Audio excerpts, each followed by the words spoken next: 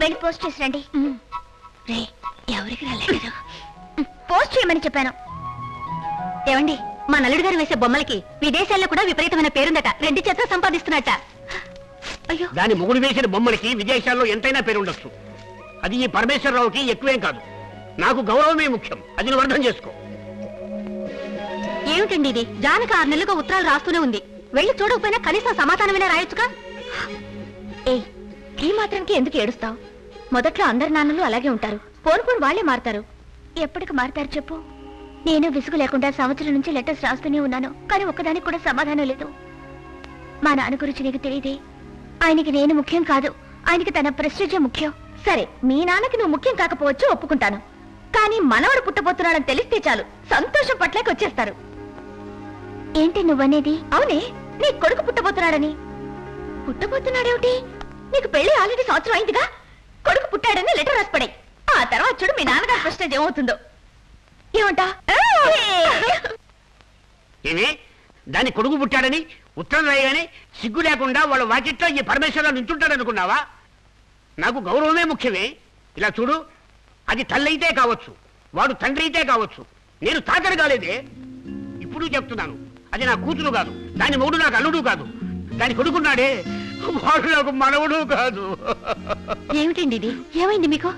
తప్పు చేశాను పార్వతి, తప్పు చేశాను. బిడ్డ పుట్టి ఇన్నాళ్ళైతే పాపాత్ముని చూడలేదు. ఎందుకు బాధపడుతున్నారు? మరేంటి, ఆ బిడ్డ ఎవరనుకున్నావు?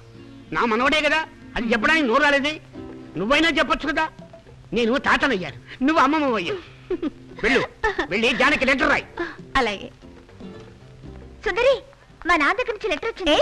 Very good. ఎలా ఉంది నా ఐడియా? నీ ఐడియా ఎంత పనిచేసిందో చూసావా? ఏమైంది? నువ్వు చెప్పినట్టుగానే మేము బాగా డబ్బు సంపాదించాం, నా కొడుకు పుట్టాడని లెటర్ రాశాను. ఆయన మనవాడిని చూడడానికి వస్తున్నట్టు లెటర్ రాశారు.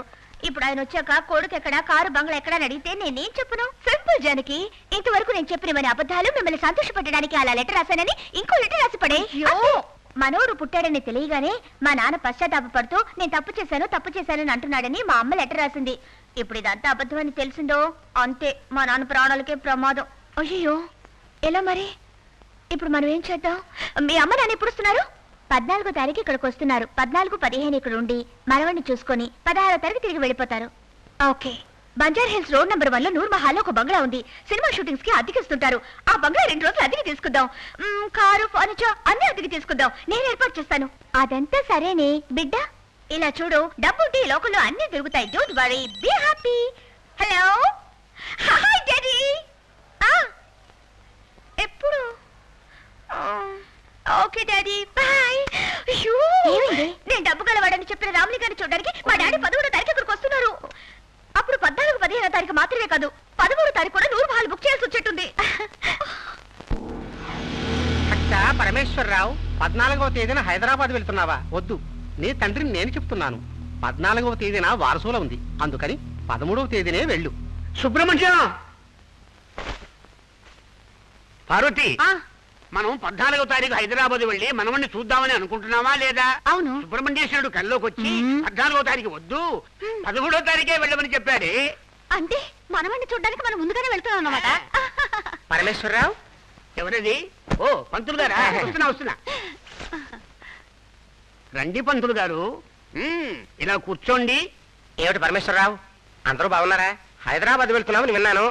నేను చెప్పేది ఏమిటంటే, మీరేం చెప్పనక్కర్లేదు. 14వ తారీఖు వద్దు, ఆ రోజు వారసులో ఉంది, 13వ తారీఖే వెళ్ళమని చెప్పడానికి వచ్చారు అంటే కదా. అది నీకెలా తెలుసబ్బా?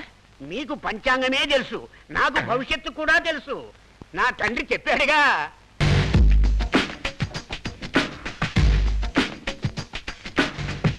కింద డైనింగ్ టేబుల్ ఉంది కదా, అక్కడ పెట్టండి. సరే అమ్మా. పైన హాల్ ఉంది కదా, అక్కడ పెట్టండి. ఇది కూడా హాల్ లోనే పెట్టండి. చైర్స్ ఆ పక్కన వేయండి. అయ్యో, రావడమే లేదు. దిగు. అది కుదరదు. రోడ్ ఉందా? అటువైపు దిగు. లేదు, షేర్ రైడ్ 20 రూపాయలు ఇవ్వాలి. కర్మ, 20 రూపాయలు కూడా లేవని దగ్గర. లేవు సార్.